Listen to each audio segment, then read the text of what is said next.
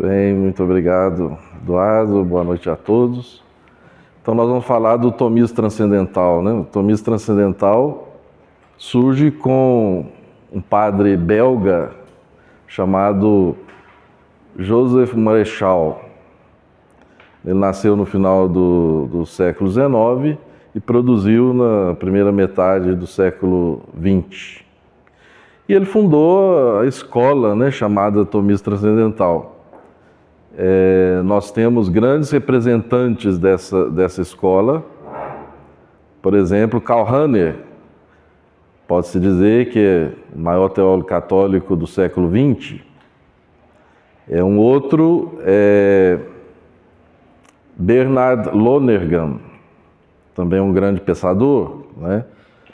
Koreff, na Alemanha, também grande pensador. E aqui no Brasil, o Marechal influenciou o pensamento do padre Henrique Cláudio Lima Vaz, jesuíta, que eu retenho, né, a minha visão, como o maior filósofo brasileiro. Pouco conhecido, pouco divulgado, né? Ele escreve um pouco difícil, né? Mas mereceria o reconhecimento dos brasileiros, né? Então, o que é o tomismo transcendental? O tomismo, né, reporta-se a Santo Tomás de Aquino. Nós tivemos aí o tomismo moderno, representado pelo cardeal Caetano e por outros. Temos o neotomismo, que nasce a partir da encíclica do Papa Leão XIII, Aeterni Patris. Leão XIII incentiva os pensadores católicos a voltar a Santo Tomás. Então, o tomismo moderno é muito marcado pela influência do escotismo. Ele reage a Duns Scoto, mas também recebe muita influência do escotismo. O neotomismo, que nasce a partir da encíclica de Leão XIII, grande representante é Jacques Maritain, Etienne Gilson, né? Esse neotomismo quer voltar à letra e ao espírito mesmo de Santo Tomás, né? E estabelecer de alguma maneira uma confrontação ou um diálogo com a filosofia contemporânea, né? Uns confrontam mais, outros dialogam mais, né? E o Joseph Marechal insere-se de alguma maneira nesse movimento neotomista, só que eu diria, é um fenômeno muito singular, muito particular do neotomismo. Por quê? Porque Marechal se propõe ler Santo Tomás à luz de Kant e ler Kant à luz de Santo Tomás. Ele estabelece um pensamento que pode ser classificado um pensamento que concorda com Kant até certo ponto, mas que pretende ultrapassar Kant, tá certo?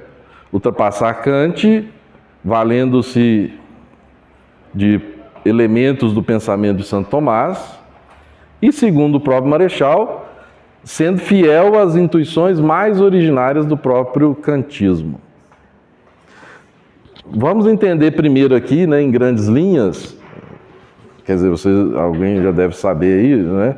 Mas eu gostaria de apresentar ou representar para vocês o que é o pensamento de Kant, né, em grandes linhas, e o que ele significou na história da filosofia e na história do pensamento ocidental, né, e tem repercussões até hoje, né, grandes repercussões. Então, o pensamento de Kant é uma inflexão no pensamento ocidental, na história da filosofia, uma grande inflexão. E claro, ele recebe a influência do empirismo, sobretudo de Hume, ele recebe a influência do racionalismo, sobretudo de Wolff, na Alemanha, mas é ele que dá a grande inflexão, a grande virada. Em que consiste essa virada?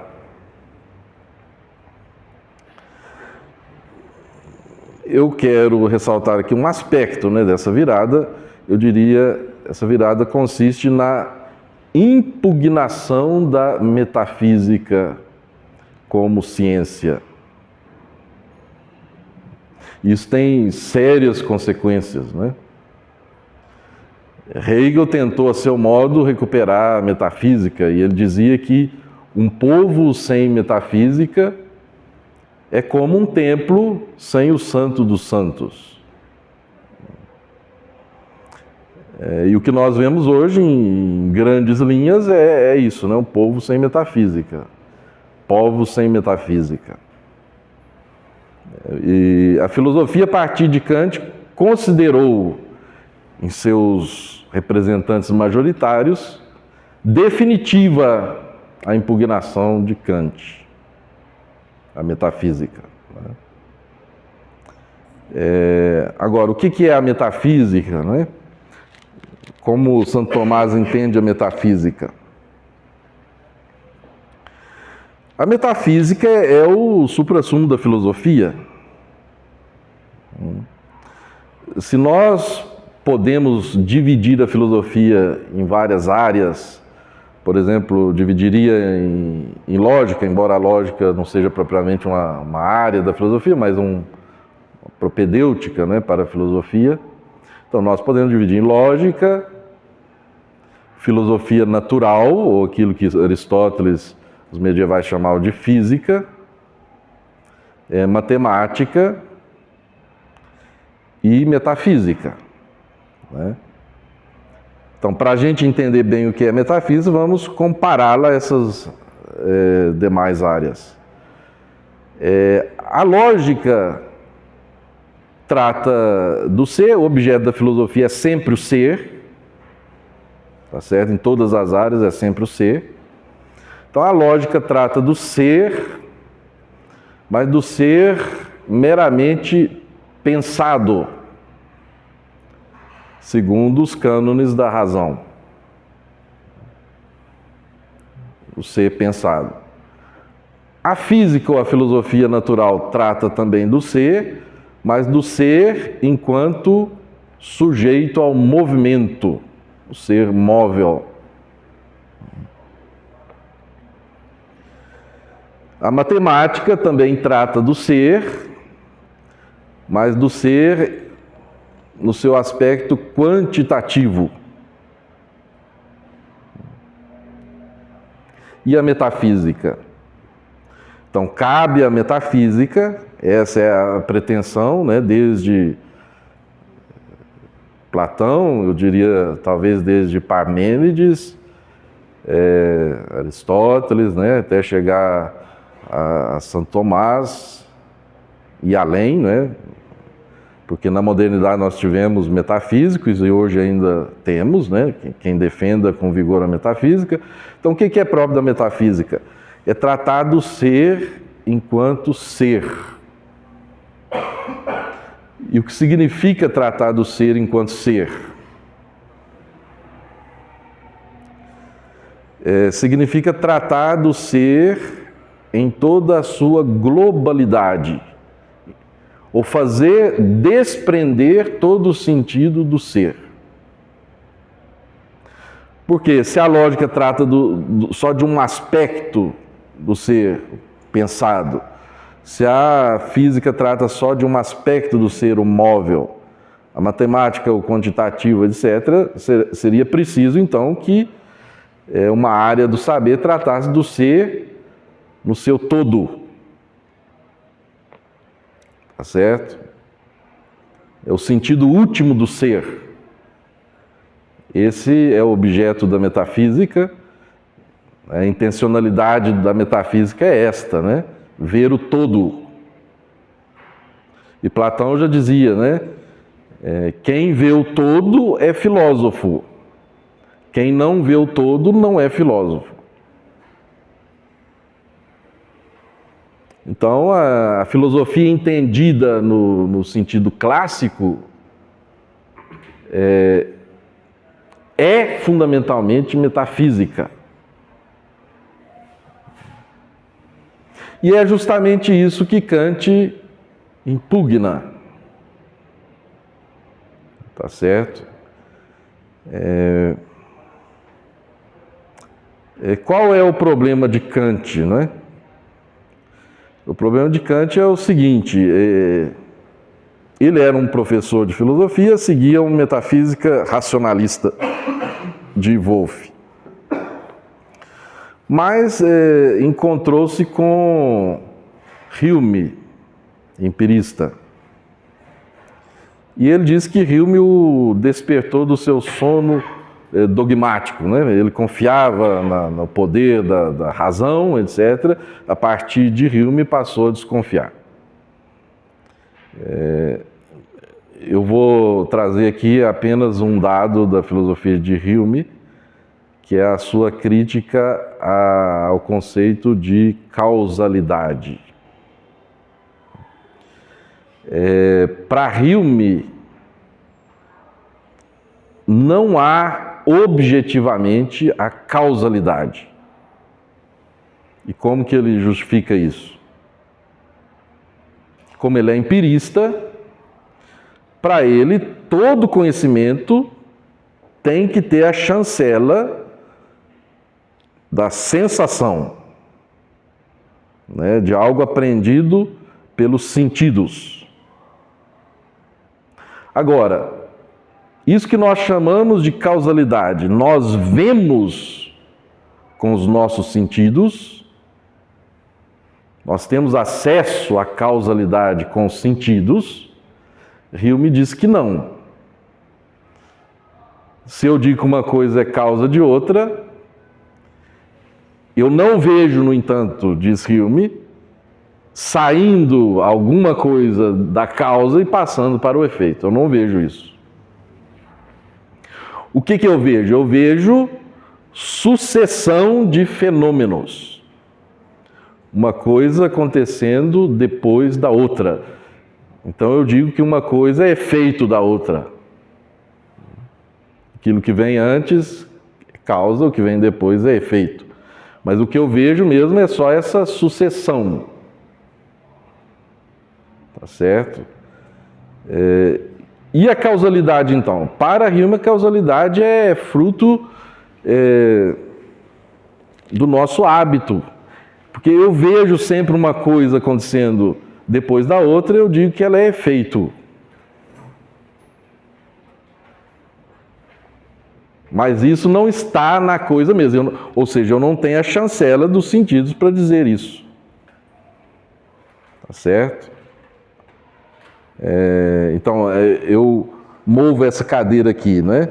Então, todas as vezes que a mão se aproxima da cadeira e faz um certo movimento e a cadeira se move em consequência, eu digo que a mão é a causa do movimento da cadeira. Mas eu não vejo nada saindo da minha mão e passando para a cadeira.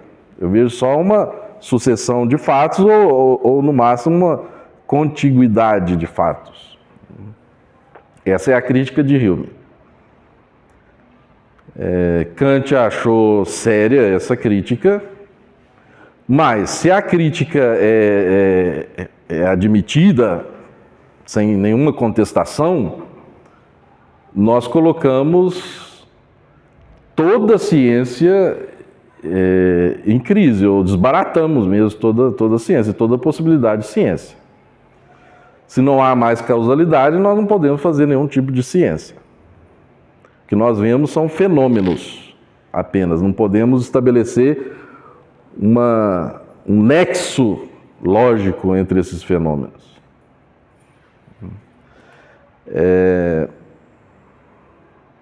Mas Kant considerava a física galileo-newtoniana como bem-sucedida.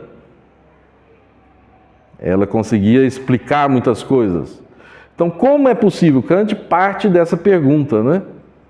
Dada a crítica de Hume, como é possível a física galileo-newtoniana? E aí, então, ele encontra uma solução que não estava em Hume. Ele vai dizer o seguinte, que de fato a causalidade não existe no objeto, vamos dizer assim, mas existe no sujeito. E existe como algo objetivo no sujeito. Existe como uma forma a priori do entendimento. Então, todas as vezes que o ser humano vê determinados fenômenos, um depois do outro, ele aplica automaticamente a forma a priori da causalidade a esse fenômeno. E assim ele pode fazer ciência. Quer dizer, se nós tivéssemos só o dado empírico, nós teríamos a contingência pura. Nenhuma ciência, nem a física seria possível. Só o dado empírico, né? Mas, dizia Kant também, se nós temos só a razão, nós não aumentamos o nosso conhecimento, porque a razão é fundamentalmente tautológica. Então, é o casamento do dado empírico com a forma da razão que abre o espaço para o conhecimento, porque eu aplico algo que é objetivo, que é constante, que é lógico, a um dado que é contingente, né? E esse dado se torna necessário, não por causa de si mesmo, mas por causa da forma que eu lhe aplico. A ciência é possível por isso, por causa disso. Kant vai dizer, a matemática é possível por quê? Porque há uma forma da sensibilidade, que é o espaço e o tempo, e a física é possível por quê? Porque há formas, ele elenca 12 categorias, né? A causalidade é uma dessas categorias, que eu aplico ao dado sensível, tornando o contingente, o aleatório, algo necessário e organizado.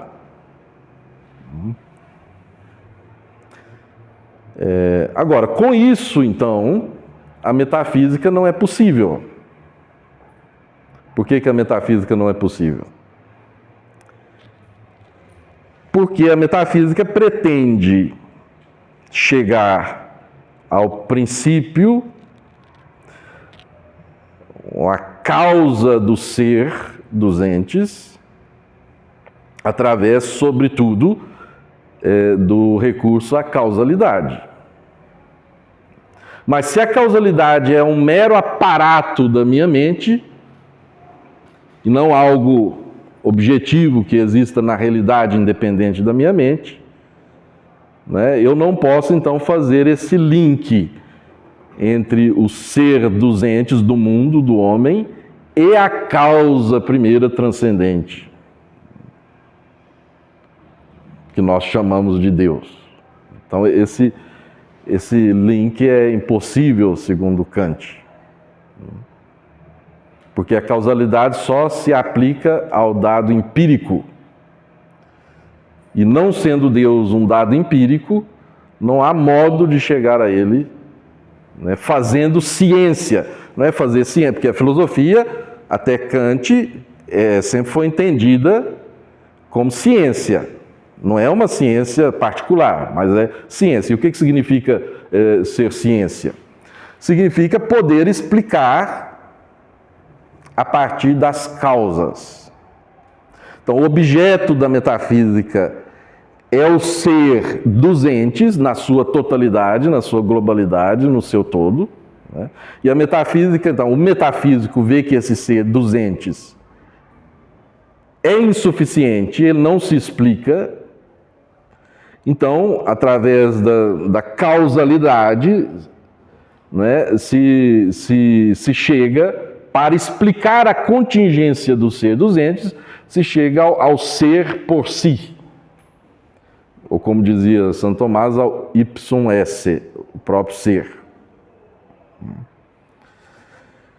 Mas aí então a causalidade é um eixo fundamental, né? E como a causalidade agora, depois da crítica de Kant, só vale para os fenômenos e nem é uma coisa que exista objetivamente fora da mente, então a metafísica é impossível. Ele tenta recuperar Deus, né? Mas na sua filosofia prática, Deus como um postulado da vida moral, é outra coisa. Mas eu saber por ciência, por explicação, que Deus existe, eu não posso saber. Nem que existe, nem que não existe. Tá certo? O que eu posso fazer é, para que a minha vida moral tenha sentido, eu estou explicando aqui de maneira muito superficial, mas é isso. Para que a minha vida moral tenha sentido, o que eu posso fazer é postular Deus, é viver como se Deus existisse. Certo? E essa crítica, como eu disse, de Kant, para muitos é definitiva.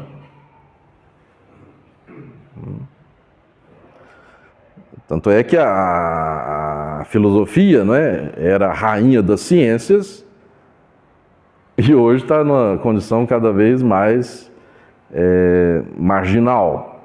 Né? E dentro da filosofia, né, a alma da filosofia sempre foi a metafísica, então dentro da filosofia, a metafísica hoje ocupa uma posição marginal.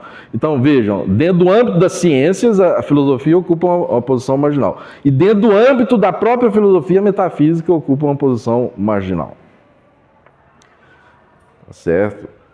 Essa é a grande crise. Né? A filosofia, porque não tem mais metafísica, não é capaz de dizer o todo. Nós renunciamos a isso, né? Achamos que a nossa razão é demasiadamente limitada. Que seja limitada, sim, isso é um fato. Mas é de tal maneira limitada que nós não podemos mais olhar para o todo.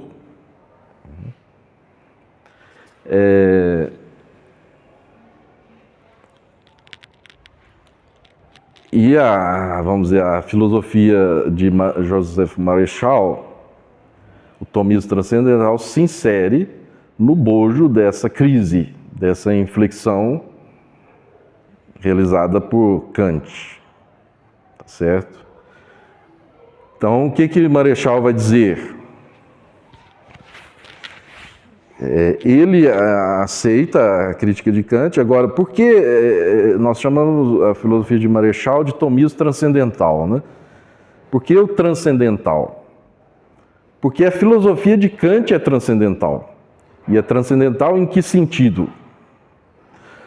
Não que ela chegue a uma realidade transcendente, não é nesse sentido.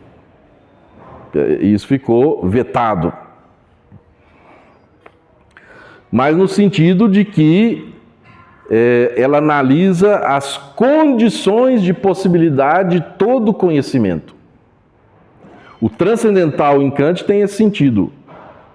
O transcendental é aquela reflexão sobre as condições de possibilidade de todo conhecimento.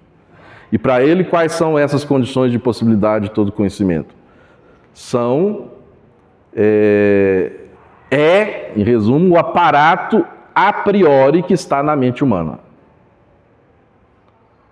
Tá certo? É o aparato a priori. E, ao entrar em contato com um dado sensível, que eu não sei exatamente o que é, esse aparato imediatamente organiza esse dado, confere a ele o caráter de necessidade, etc. E é aí que eu posso conhecer as coisas. Então, transcendental é sinônimo de reflexão sobre as próprias condições de possibilidade do conhecer humano. E o Marechal aceita essa perspectiva, né? Por isso o seu tomismo é transcendental. Só que, eu vou resumir aqui ao máximo, depois a gente pode conversar, se ficar alguma lacuna, né? Só que, para Marechal, a grande forma a priori do espírito humano, a grande forma, não é meramente aquilo que dizia Kant. A grande forma não se reduz às categorias de Kant, como a causalidade, a categoria da substância, a categoria da relação. Essas categorias são sempre finitas. Tá certo? O grande a priori do espírito humano é a luz do ser. Ou seja, o espírito humano conhece todas as coisas, imprimindo-lhe a luz do ser, em última análise. Né? A categoria de substância, a categoria de relação, etc., são determinações finitas dessa luz. Mas a grande luz é a luz do ser. E Marechal faz uma leitura rigorosa da obra de Kant, dizendo que se Kant fosse até o fim, tirasse todas as consequências das suas premissas, ele chegaria a isso também. Porque Kant, ele chegou, por exemplo, a reconhecer a necessidade da apercepção, ou seja, a percepção seria um grande sujeito transcendental diante do qual todas as categorias existem, porque se as categorias da substância, causalidade, etc., não existem diante de um sujeito que as unificasse, elas não poderiam ser instrumento de conhecimento. Então seria preciso um grande sujeito transcendental, e aí Kant vai se aproximando dessa ideia que Marechal explicita, que é a ideia do ser. E Tomás já dizia, seguindo Avicena, que o que primeiro cai no intelecto é o ser. Ou seja, nós conhecemos todas as coisas sob o aspecto do ser. Conhecemos o conteúdo finito de qualquer coisa sob a luz do ser. E essa luz, nós vamos tentar esclarecer aqui, em si mesma é infinita. Tá certo? Então, se o grande a priori do espírito humano não são meramente as categorias, como queria Kant, mas é o próprio ser, nós nos reintroduzimos aí, então, na ciência do ser, ou seja, na metafísica. Então, o grande objetivo de Marechal é fazer valer a metafísica, ou mostrar que a metafísica é não só possível, mas é necessária. E eu vou tentar explicar aqui por que ele acha que é necessária.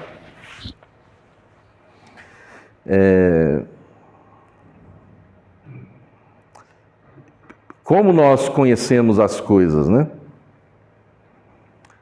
Para Santo Tomás, nós conhecemos, vou dar um resumo aqui do processo de conhecimento, né? Nós entramos em contato com o sensível, com o mundo sensível. Por exemplo, eu entro em contato com essa cadeira, com aquela cadeira, com outras cadeiras, etc. Essa cadeira, aquela, outra, qualquer cadeira sensível, essa cadeira, outra, qualquer cadeira sensível, é contingente. Contingente em que sentido? Ela é agora cadeira, mas amanhã pode não ser. Ela é agora desse modo, mas amanhã pode ser de outro modo. Hoje ela é preta, amanhã pode ser vermelha. Né? Hoje está bem estruturada, amanhã ela pode estar torta.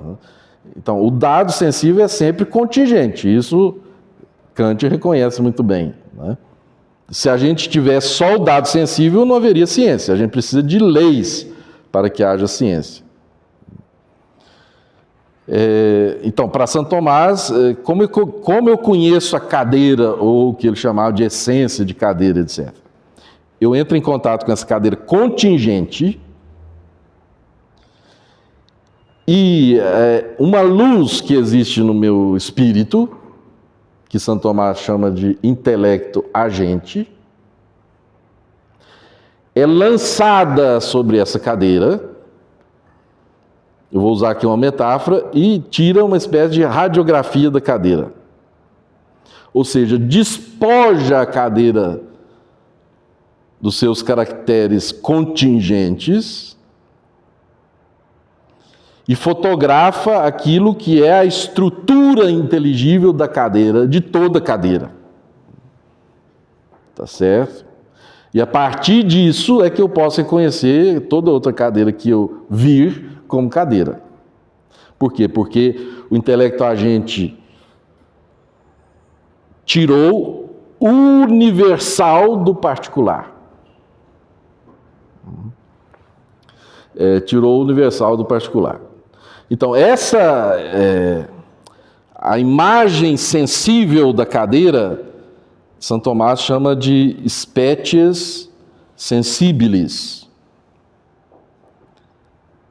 Ou seja, aqui é o seguinte: o meu olho só percebe a cor da cadeira.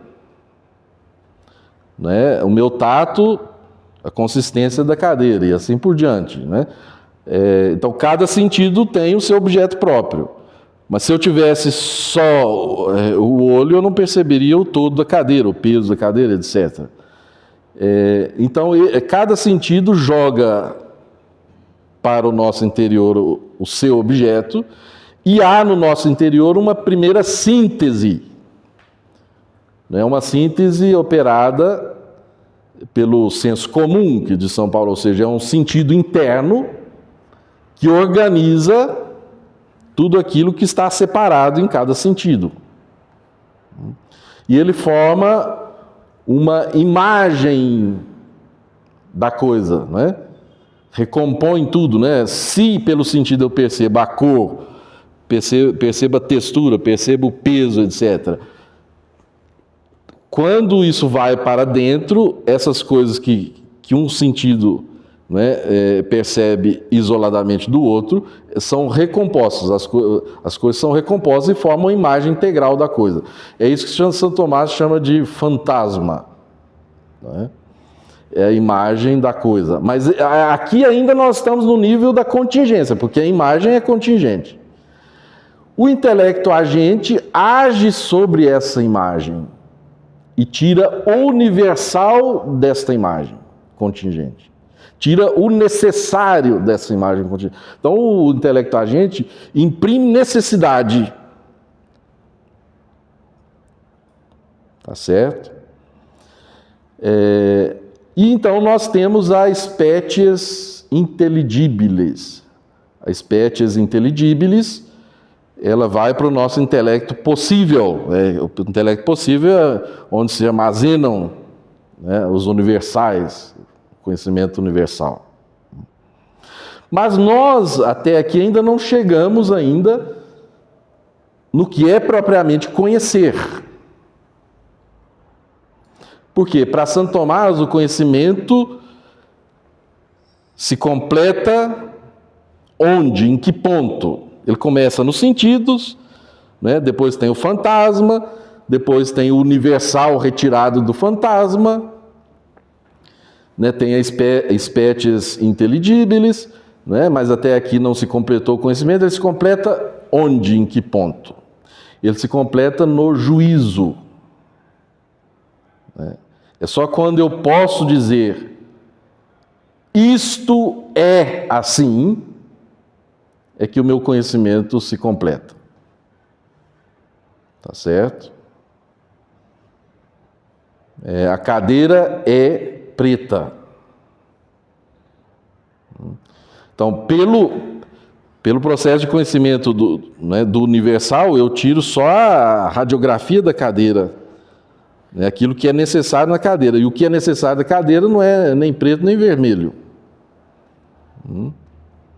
No juízo, eu voltando para o fantasma de Santo Tomás, eu tenho que sempre voltar para o fantasma, mas já com os olhos do universal, eu faço a recomposição. A cadeira é preta. Tá certo? Agora, eu gostaria de chamar a atenção para esse e aqui que está a chave do tomismo transcendental. Quando eu digo o no juízo, eu estou submetendo o conteúdo da afirmação, a cadeira é preta, o conteúdo une o sujeito cadeira com a cor preta, a característica. Eu estou submetendo esse conteúdo à necessidade absoluta do ser. A partir do momento em que eu digo que a cadeira é preta, eu tenho diante de mim algo necessário e, de certa forma, absoluto. E é a partir daí que eu faço ciência. Tá certo? É a partir daí. Ou seja,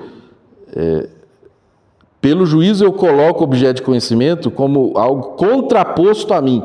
E ele adquire uma vida própria. Karl Popper reconhecia isso, né? Que as afirmações científicas abstratas constituem um mundo à parte. As afirmações matemáticas, por exemplo, constituem um mundo à parte, porque esse mundo é dotado de necessidade. Ele não depende da minha subjetividade.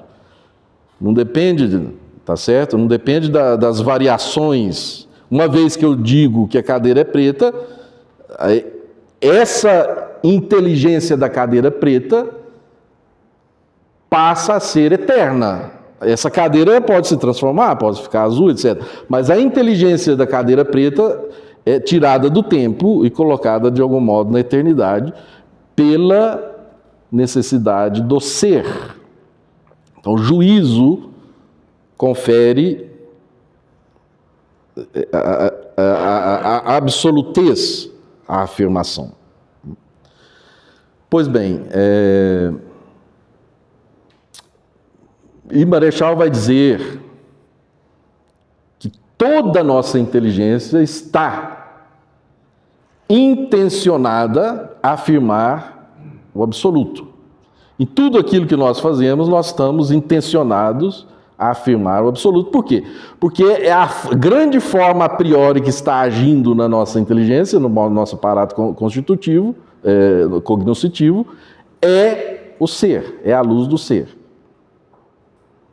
Vou dar um exemplo aqui para ficar claro.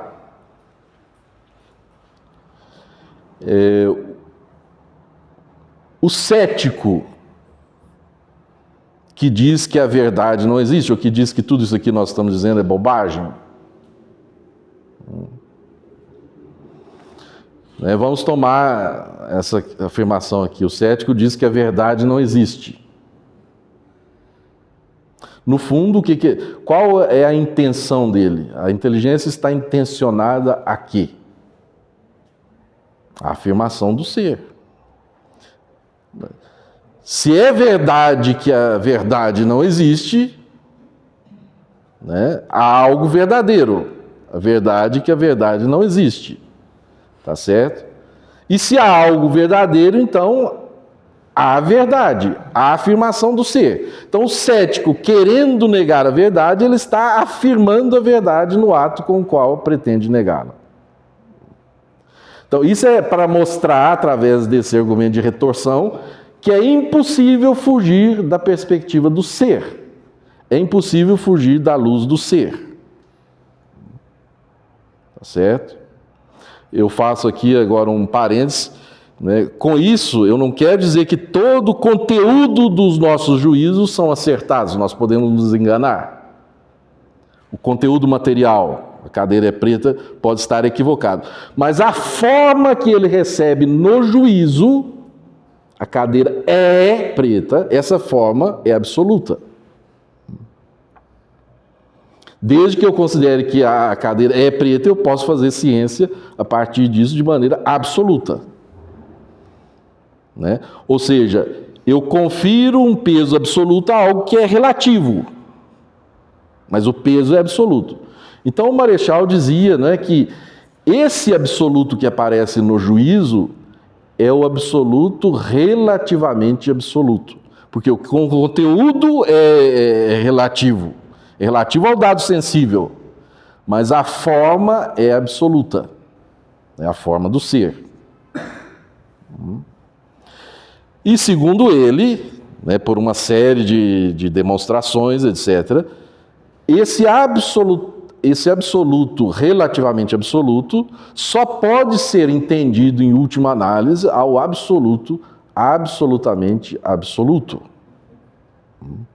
Ou seja, é só em virtude de uma luz que está na inteligência humana, mas que não é a própria inteligência humana, uma luz da qual ela participa, que nós podemos entender o seu próprio funcionamento. Tá certo? Essa luz vem então de uma realidade, é o YS, é o próprio ser. Tá certo? Então, quando eu coloquei no título, né, o tomismo transcendental é a filosofia do absoluto e do relativo. É do absoluto porque mostra que nós estamos no horizonte do absoluto, absolutamente absoluto. Estamos nesse horizonte. E negá-lo é cair em contradição. Se eu quero negar a verdade, eu afirmo que a verdade existe. Né? Até mesmo aquele que diz que é impossível conhecer alguma coisa, ele está já supondo um ser aí. Ele supõe, por exemplo, que o ser do mundo é de tal maneira e o ser da minha inteligência de tal maneira que ambos não se encaixam. Né? Mas ele está supondo um ser. É assim. Tá certo? Então não tem como não fazer metafísica, não tem como não fazer afirmações absolutas. O cético faz afirmação absoluta. O relativista faz, no fundo, afirmação absoluta. Um grande relativista, por exemplo, Nietzsche. Por que o relativismo dele não é uma bobagem qualquer? Ele está alicerçado, de alguma maneira, numa metafísica, que muitos não conseguem ver. E qual é essa metafísica?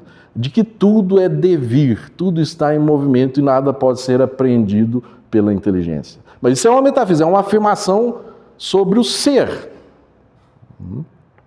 Ainda que o ser seja afirmado como devir. É o eterno retorno de Nietzsche.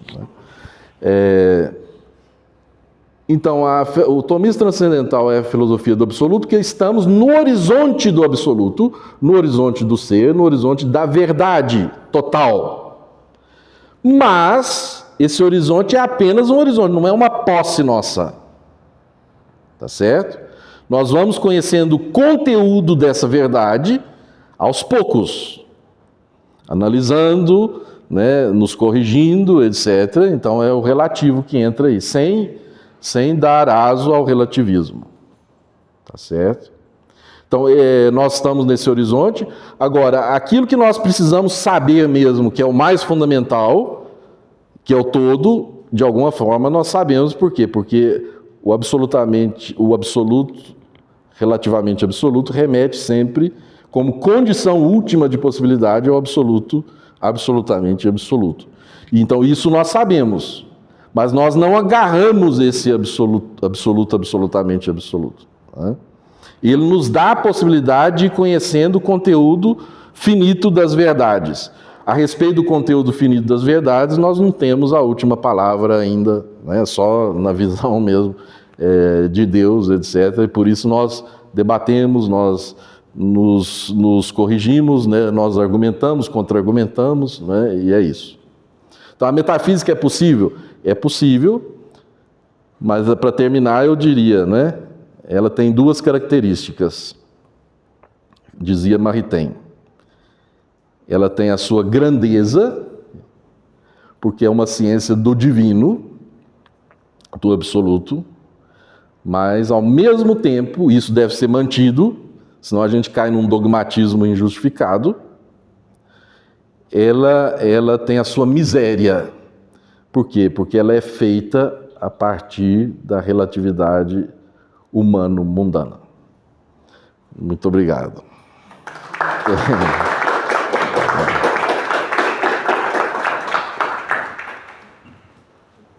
Para perguntas.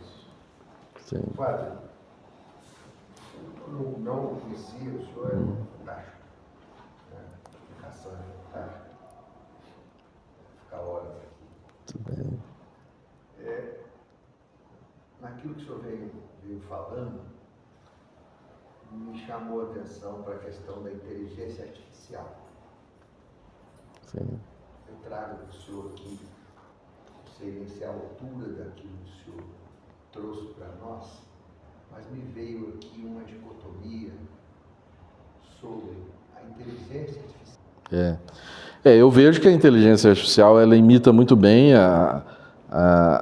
o raciocínio humano, imita muito bem a consciência humana, imita a consciência, é como se ela tivesse consciência mesmo. Por isso que alguns chegam até a dizer que ela tem consciência, né? Porque imita, você pergunta, ela responde, ela tem memória, né? A partir da memória ela te dá respostas, etc. É como se tivesse consciência. Mas essa dimensão espiritual aqui, que é a dimensão da luz do ser, que nos abre para um horizonte infinito, ela não tem, não pode ter, né? Isso é exclusivo do espírito, que a inteligência não é. A inteligência artificial não é. Nós estamos passando por isso no exercício da advocacia, está do meu lado, Sim. né? Do nosso aqui do lado, Sim. do lado. O exercício da advocacia, a gente tem essa inteligência artificial vem de uma forma avassaladora. Sim. E ela tem contribuído demais no aspecto, não como instrumento, não como meio, mas como fim para algo assustador. Não, eu fico boquiaberto com a capacidade da inteligência. Eu coloco lá um PDF, né, artigos, livros e tudo, e vem um resumo, né? E eu pergunto, aprofundo a questão e ela aprofunda comigo, né? É extraordinário mesmo. É extraordinário. Agora, essa interioridade que depende da nossa abertura para o infinito, é o infinito em nós de alguma maneira, isso a inteligência artificial não pode ter. Sim. Deixa eu fazer uma pergunta que talvez seja tema de uma outra palestra. E eu mesmo não sou estudado nessas coisas, não tenho conhecimento, então eu não tenho opinião formada mesmo. Esse pessoal que o senhor citou, o Karl Rahner, os outros que estão na mesma linha aí, muita gente, algumas pessoas falam hoje que o pensamento deles não seria católico, não seria ofensivo à fé católica e tudo mais e tal. Eu queria perguntar para o senhor... Muitos fazem, mas é um tradicionalismo muito tacanho. Exato. Né? Sim. Eu ia te perguntar se o senhor sabe dessas críticas e também, o senhor já mostra que sabe, e também, assim, por que eles criticam esses caras? Porque eu não percebi... Fundamentalmente por quê? Porque nós vimos aqui que a luz do ser está presente em nós. Então os tradicionalistas não admitem isso. Eles não admitem que o divino possa estar de alguma maneira presente em nós, né? Esse é o problema.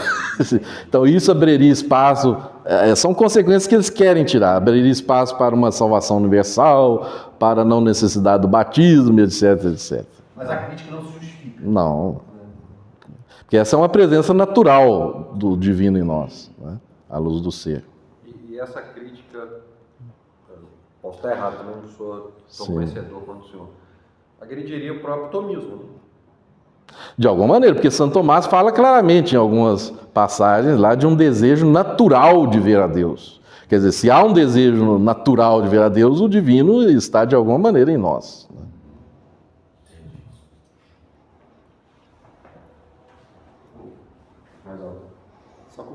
Sim.